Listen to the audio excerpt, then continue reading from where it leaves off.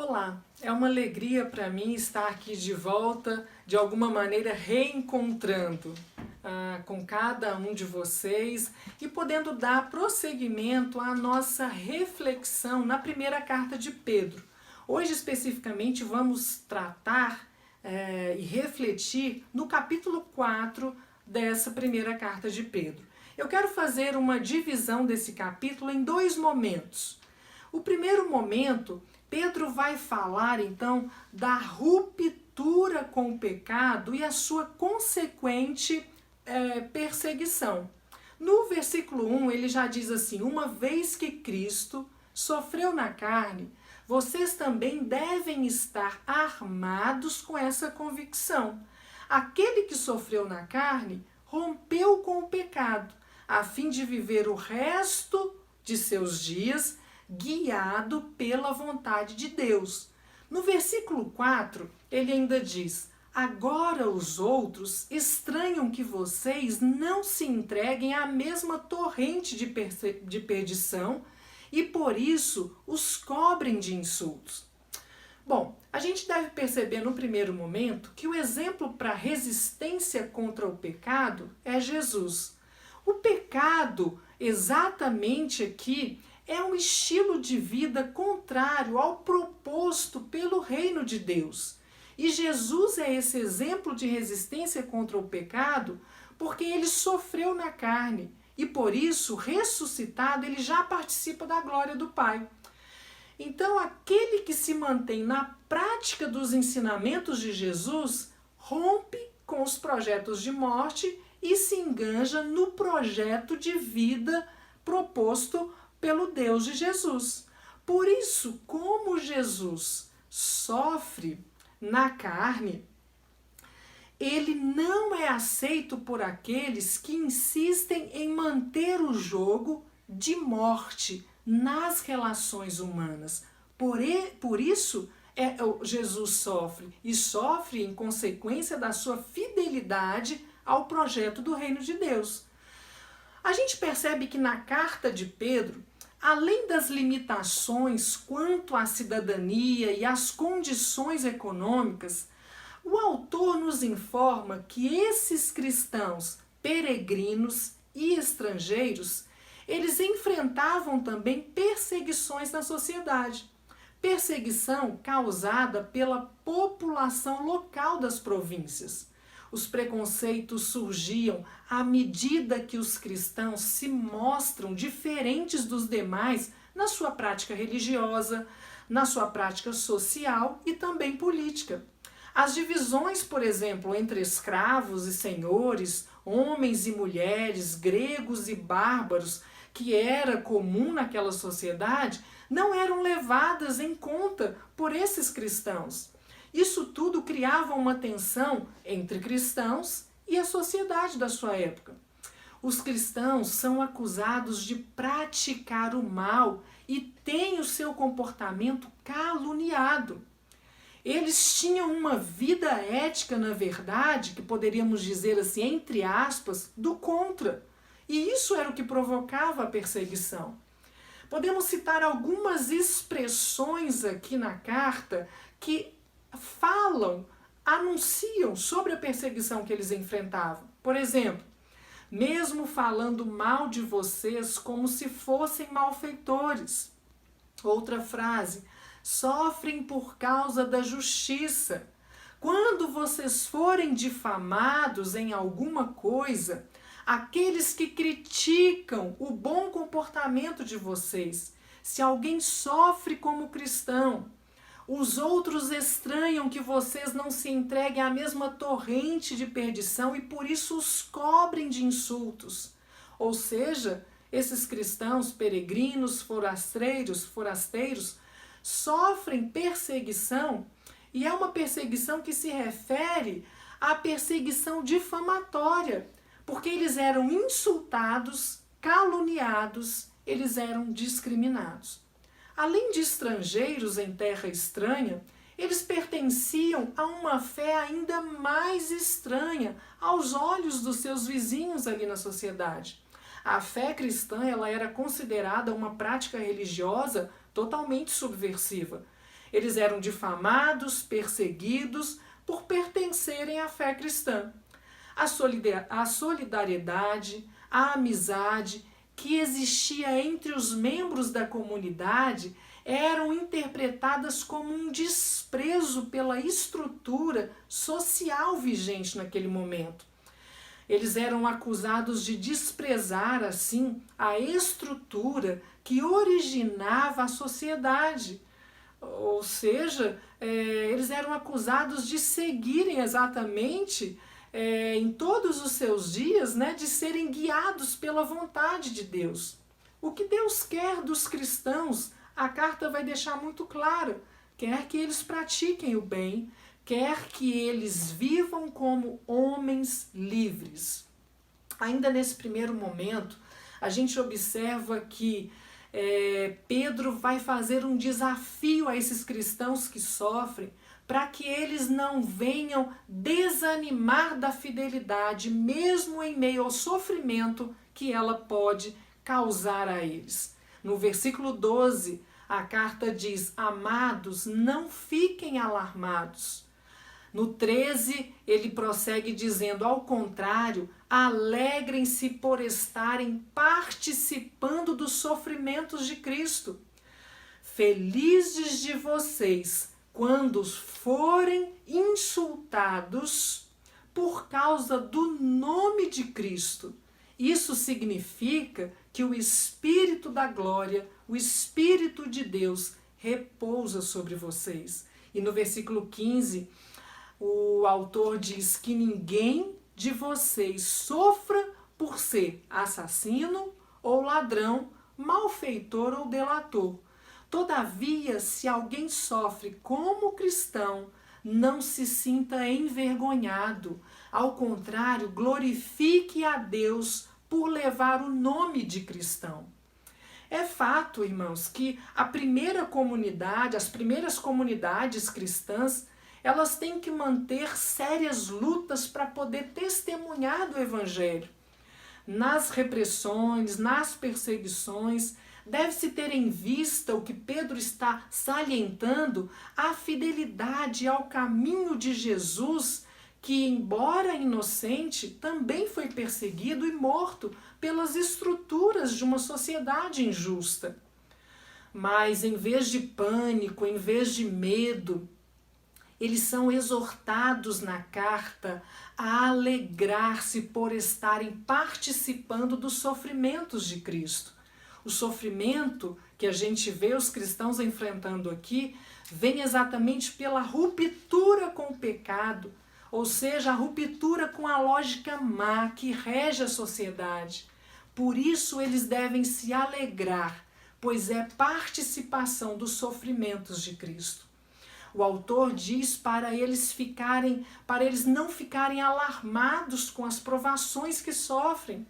O exemplo de Jesus diz como devem se comportar como cristãos que sofrem. Diz também que é um sofrimento que dá vida a outros.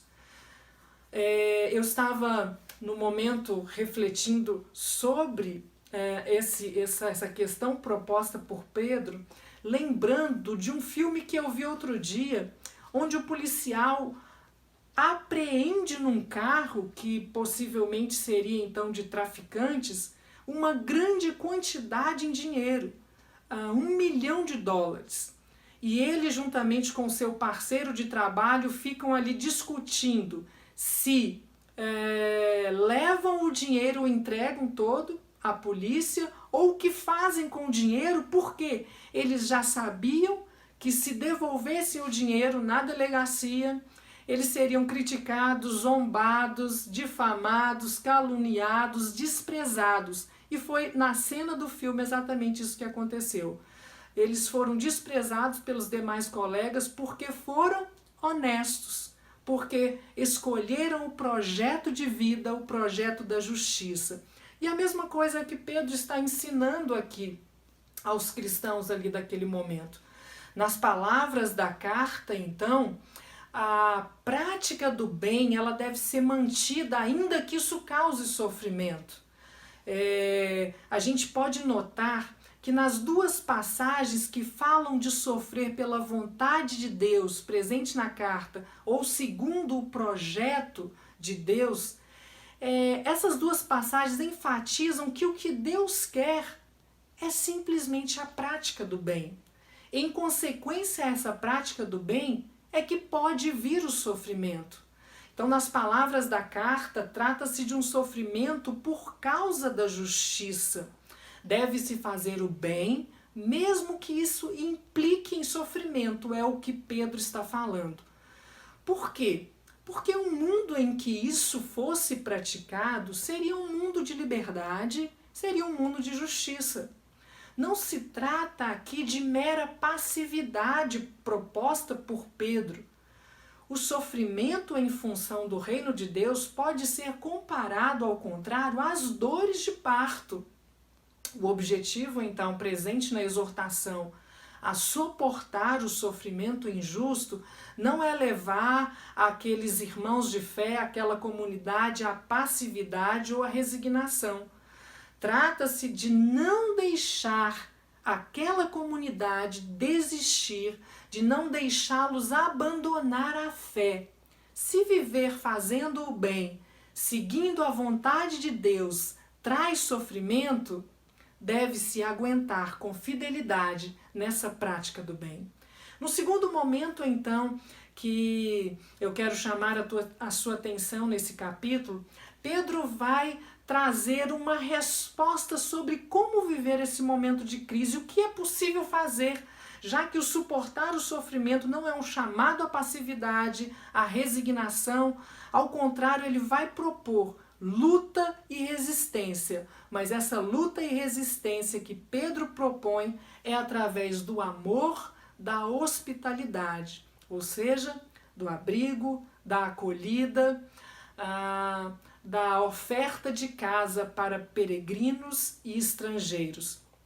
E ele vai dizer no versículo 7, sejam, portanto, moderados e sóbrios, se dediquem à oração, sobretudo conservem entre vós um grande amor. No versículo 9 ele diz, pratiquem a hospitalidade uns com os outros. Cada um viva de acordo com a graça recebida e coloquem-se a serviço uns dos outros. Então todo esse capítulo 4, ele deseja provocar a firme resistência daqueles que são perseguidos por não quererem se deixar levar pelo projeto de morte que rivaliza com o projeto de vida do reino de Deus. A exortação que Pedro faz a ser sóbrio, ela já é presente, a gente já pode encontrá-la lá no início da carta, no capítulo 1. Ser sóbrio significa estar lúcido, não ter bebido para não ter sono. Estar sóbrio para não ser pego de surpresa. Mas em que sentido? Em qual surpresa? Para não abandonar a prática da justiça. Seja sóbrio, vigilante, para não vacilar em nenhum momento e deixar de praticar a justiça. O texto segue com uma exortação ao amor. A comunidade deve conservar um grande amor, diz a carta. É importante que o amor e a solidariedade deles não se desmoronasse. Pelo contrário, que eles apoiassem uns aos outros nesse momento de crise, de sofrimento. O amor aqui vai muito além de um forte sentimento. Ele se constitui em ações. Então, ligada à exortação de conservar, de manter esse grande amor, a gente tem aqui na carta a exortação a que pratiquem a hospitalidade. Essa é a cara prática do mandamento do amor. Praticar a hospitalidade numa comunidade de peregrinos e estrangeiros é essencial para a sobrevivência da comunidade. Essa hospitalidade não se refere a receber visitantes de passagem, porque nesse contexto em que eles estão vivendo, tem a ver exatamente com receber sob o seu teto pessoas que não têm para onde ir, não têm onde viver. é fazer do seu teto um abrigo, literalmente, para o irmão. Assim, a prática do amor é tão radical que o autor chega a ensaiar uma salvação pelo amor. Ele vai dizer no versículo 8 que o amor encobre uma multidão de pecados. A carta tem uma lógica de consolo. O grande consolo estava exatamente em saber que, mesmo sendo estrangeiros e forasteiros, ainda eram da família da casa de Deus. A casa significa abrigo para quem não tem residência, abrigo para quem não tem identidade.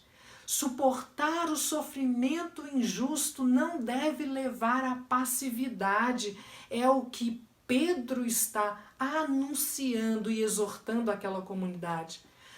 Suportar o sofrimento injusto deve levar à prática do bem, que é ao amor constante e intenso. A hospitalidade se apresenta como uma prática muito importante, principalmente para quem vive em terra estrangeira. Por fim, Pedro vai falar dos carismas, destacando o anúncio da palavra de Deus e o serviço, servindo uns para com os outros. A carta de 1 Pedro oferece então a esses desabrigados de fato e de direito uma casa, um abrigo, um referencial, um lugar onde se sentirem família entre irmãos. Essa casa é a comunidade, casa dos desabrigados. Eis aí o milagre que o Evangelho realizou na vida deles. Pessoas que não têm casa e abrigo são abrigados na casa de Deus. Os que não têm nascimento que lhes dê direitos de cidadãos chamam a Deus de Pai. Os que, por serem desprezáveis, estrangeiros, não podem ser chamados de povo, tornam-se, através do Evangelho, povo de Deus. O que restava para eles era lutar contra a desigualdade, contra o preconceito. Agora, o que restava era se unirem e resistirem o mal e as calúnias acumuladas. Essa resistência era o amor. Deveriam se amar profundamente, respeitando-se, abrindo a casa para a hospitalidade, abrindo o coração para o abrigo do outro. Diante dessa belíssima reflexão que a carta de Pedro nos propõe, a gente pode concluir que essa comunidade rejeita a emancipação que pode ser alcançada segundo as regras da sociedade, através do ouro e da prata. Eles resistem ao pecado, eles têm uma outra lógica, uma outra proposta de vida. Essa não é a libertação e o novo nascimento de Cristo, o ouro e a prata. Continuaria corruptível e isso não ajudaria a construir uma sociedade de irmãos. Eles querem uma relação com as pessoas, com os irmãos, que não se transforme em coisas, comprável por dinheiro. São pobres, então, com uma herança que o dinheiro não pode comprar. São estrangeiros, mas com uma família, uma casa, um lar. Através da vida em comunidade, o culto a Deus, eles adquirem uma nova identidade. Nessa comunidade de fé, descobrem e expressam essa nova identidade. Muito significativa também é a oposição. Não eram povo, agora são povo. Na comunidade de irmãos, eles, estrangeiros, discriminados, sem direitos, se tornam povo. Eles se tornam raça eleita, nação santa. Iniciam no meio da comunidade um projeto alternativo a essa sociedade com uma estrutura injusta. Eles iniciam um projeto alternativo que se constitui a partir da grande, infinita misericórdia de Deus. Uma proposta de luta, luta sim, mas luta pelo amor e pela hospitalidade, onde se desenvolve a capacidade de suportar opressão e injustiça, não com as mesmas armas de guerra usadas pelos opressores, mas com amor. Que esse texto nos inspire à caminhada de fé no momento adverso, no momento de crise, e que nós possamos, diante do sofrimento causado pela ruptura, por assumirmos uma nova lógica de vida, tendo todos os nossos dias guiados pela vontade de Deus, que o sofrimento por causa dessa nossa opção não nos leve a desistir, mas que a gente transforme esse momento num tempo de resistir e lutar pelo amor, pela hospitalidade, que sejamos uma comunidade de fé, abraçados e unidos uns aos outros, pela graça e misericórdia de Deus. Que o Senhor nos abençoe. Um beijo no coração.